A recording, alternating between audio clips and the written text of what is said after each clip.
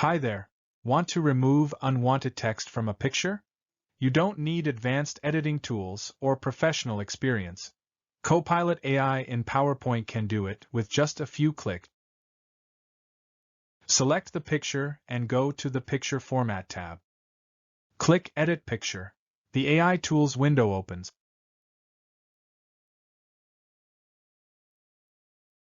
Click Edit Object. Choose Object or Brush.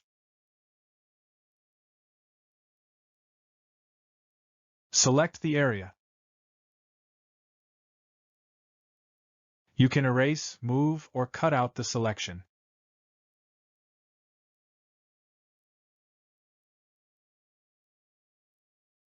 After a few moments, the text is removed. When done, click Save. The original picture is replaced with the text removed.